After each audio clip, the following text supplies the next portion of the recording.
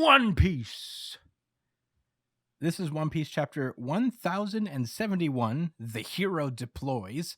Lots to talk about in this chapter, honestly. Big stuff happens. First things first, last we left off in One Piece, the CP0 attack is in full effect. They've managed to take down Sentomaru and gain full control of the Seraphim children, and are now really just kind of figuring out how to proceed onward, because they still have to contend with all the Straw Hats, and Lucci is just sitting there acting like he didn't get his ass beat for a little while by a literal cartoon man. So For a little while.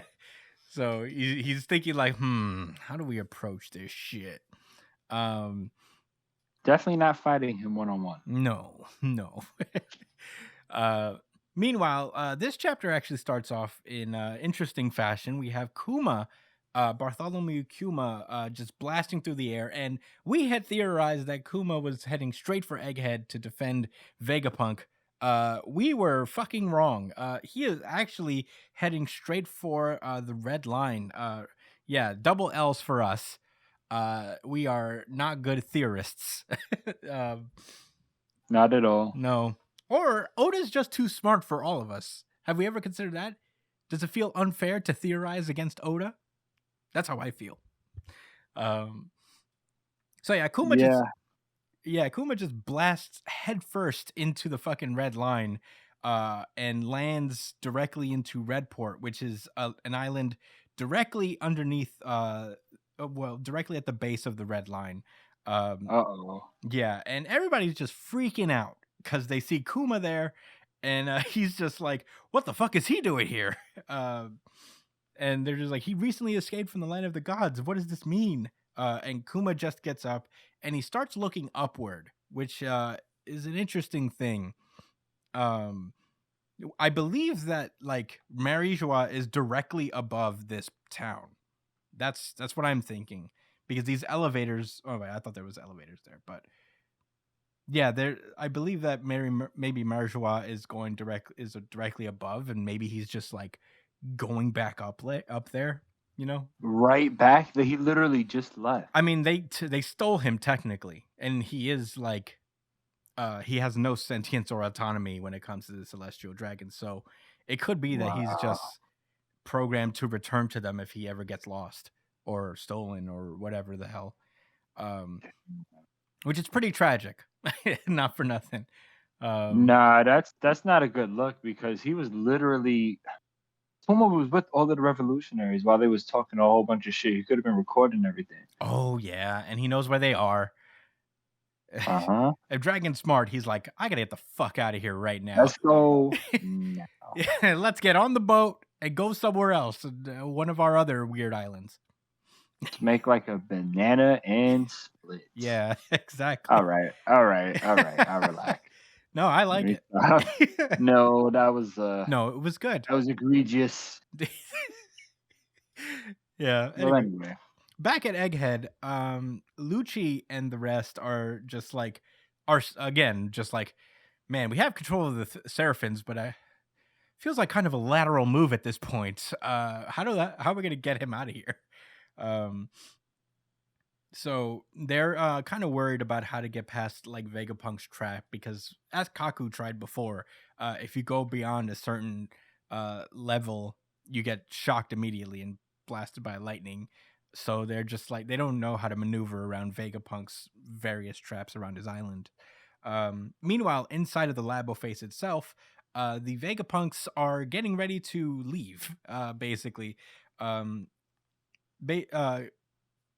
What's his face? Shaka's basically like, it's our job to just stay here and die for the Stella. I mean, we're just satellites. You know, it's important that the real Vegapunk gets out of here. But Vegapunk is actually not really having any of it. He's like, hey, may I Rayquaza a spot on your ship for 7? So he intends to bring all of his satellites with him, which is pretty cool. There's a scene where Vegapunk seems to call somebody on the phone and is like, hey, we need your help. The ops are here. We need your help getting off this island. And a mysterious figure on the other side of the phone is like, of course, I've been waiting for your order. I wonder who the fuck that is. Very excited to find out. Vegapunk has connects. It could be anybody, really. I feel like he has his hands in pretty much every kind of group in this world. Yeah. It's I don't interesting. know who. I couldn't even begin to imagine. It could be Jaguar D Sol. It could be one of the revolutionaries. It could be various other people. Who knows? Meanwhile, we cut back to oh yeah, they see that that the frontier defense system of the dome is deactivated. And they don't know how or why. They're just like, is someone in the control room? So all of a sudden their defenses are down and CP0 is able to skywalk all the way to the top of the labo phase unharmed. Lucci peeps like a little further into the island on top of the labo phase to see the Thousand Sunny there. And Lucci is like, destroy their ship now so they can't get away. And Kaku's like, in a jiffy, he does his cool storm leg slicer thing where he kicks a slice and doesn't go too well because guess who's on the motherfucking ship? It's Roronoa Zoro. Yeah, you know, excitement levels went through the fucking roof. Oh yeah, I mean, what can I say? What are you gonna do? It's Zoro. We all got pumped immediately. He woke up from his. I will solo your group. Yeah, he's like, oh, you guys were a problem 2 years ago, but I'm basically a god here. I fought an angel. My favorite part is that Kaku seems to have trauma flashbacks and seeing Roronoa.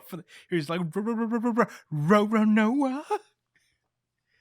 Called him by his first name. Oh, yeah. His family name. Zoro's technically his first name. Oh. Roronoa? I forget how the Japanese work sometimes. Yeah. So it turns out that Shaka and what's this guy's name? Pythagoras get to the control room and they fix the defenses, but it's too late. The CP0 is already here. So they peep that Zoro's in the middle of fighting Kaku right now, which is pretty sick. Luffy has a moment to reunite with the crew, and they're basically like discussing, you know, what's been going on. Luffy is pissed off that they're leaving right now because he just wanted to stay here and relax on the cool future island. But they're just like, hey, has anybody seen Bonnie? And we see that Bonnie is currently chasing Vegapunk around the island, trying to kill him. For reals this time. Yeah, for reals. He's crossed her one too many times. And we take a break from all the action on Egghead to a stretch of sea in the New World, where we see the kid pirates are arriving on a certain island, and they're talking about how everything in this area is pretty big, and everybody's like, "Why is that? Why is that? Why is the fish so big here?" And Killer's like, "Kid, we reached land. Shall we disembark?" And Kid's like, "Shall we? Of course, of course."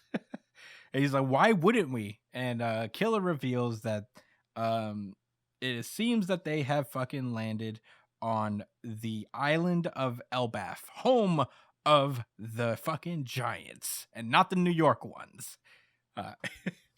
Just the regular old. Who are in the playoffs, by the way. Congratulations, Damien. Minnesota. I got this. A fairly winnable game. I don't know. A fairly winnable game. Quote that. No. Fairly. I'm rooting for you guys. You know that. You guys should be able to take the Buccaneers. No problem. I mean, yeah, I watched the game. Yeah, I watched that whole game. I didn't watch it. Man. I'll tell you what, Dak Prescott either plays the best football I've ever seen or literally the worst. I'll tell you that much. Then there's no in between, Joshua. He's never just okay. But that's a story for another day. We'll see how sad you are next week. He was okay his rookie season. I think he's great. I just think he just like in moments of pressure he freezes or something.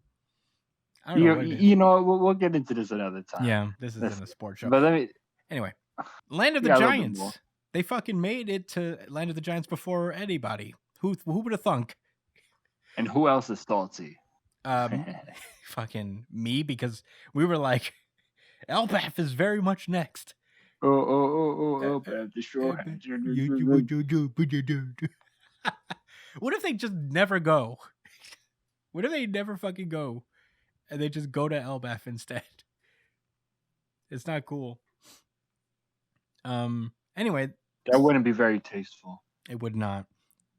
But in any case, Kid arrives at Elbaf, and then we cut to the Navy HQ base G4, and we see this Navy woman named Doll who's yelling at 14. Garp. What? Did I say 14? What did I say? 4. Did I say 4? I'm sorry. Navy HQ base G14. This is a quality podcast. No, I agree. Hey, no, I appreciate you for holding me accountable for my slip-ups. So she's yelling at Garp about, like, what the hell are you doing going to an Emperor's Island to pick a fight with him?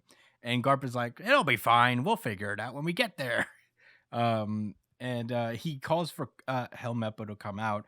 Helmeppo comes out and is like, they got Kobe. There's nothing we can do. They're going to take my friend. And Garp is like, quit whining, boy. Get on the ship. He says, we're going to sail for the pirate island full of lead, and we're going to wipe the floor with those pirates, and we're going to save Captain Kobe. A lot of didn't see that coming moments in this chapter, but that is where the chapter ends.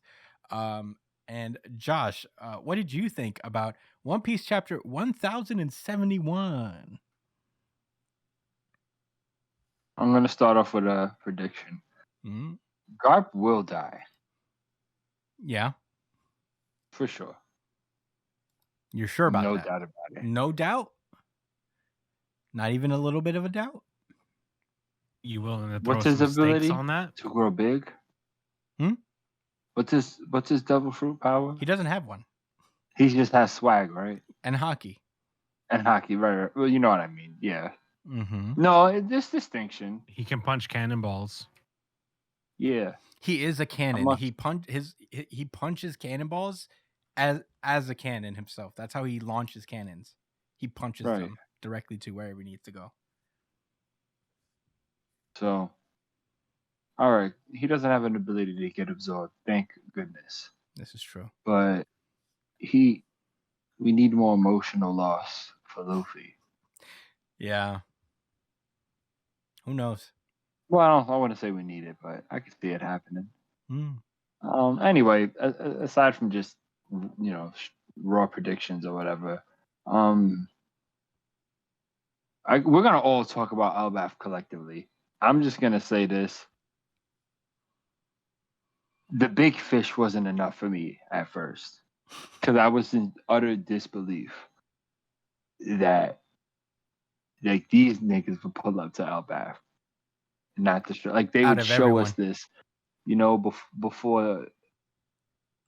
Come on, this is weird, man. Anyway, we'll get back to that later. It really sucks that the chapter is going to be off next week because there's a lot of good setup in these chapters. We have Vegapunk talk about like why his like he's gonna tell Bonnie about like why his father can't be changed back and why it's a good thing.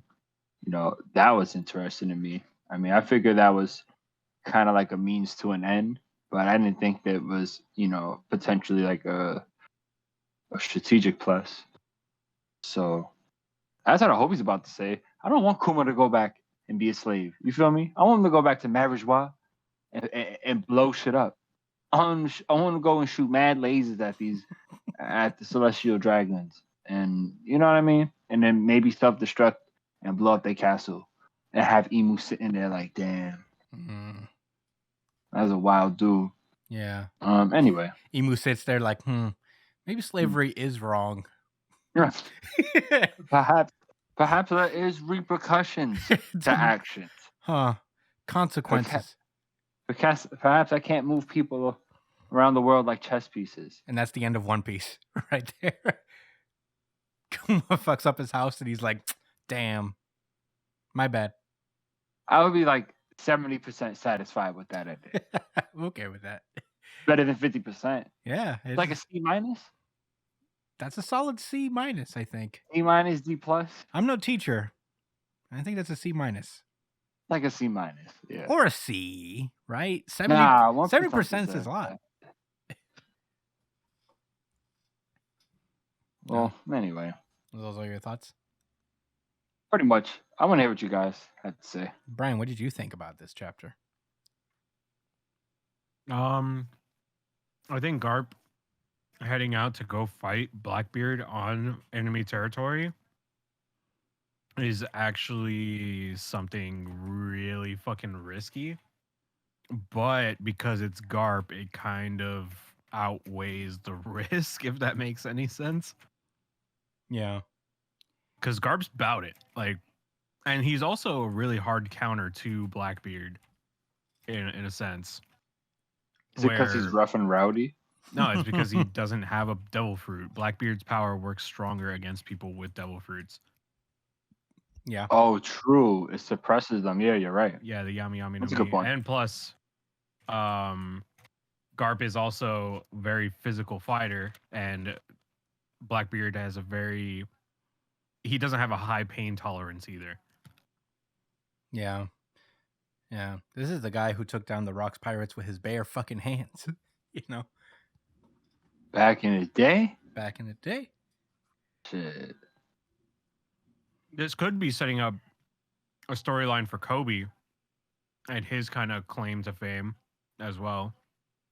So, I don't know. I'm looking forward to see what comes up from this. Oh, yeah. Were those all your thoughts, Brian? Yeah.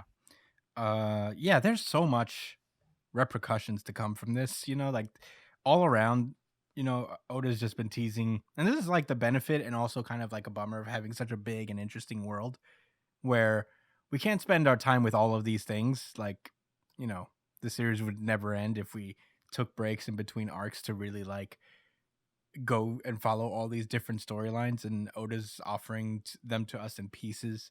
And they're all so fucking cool. I think Garp going off to the island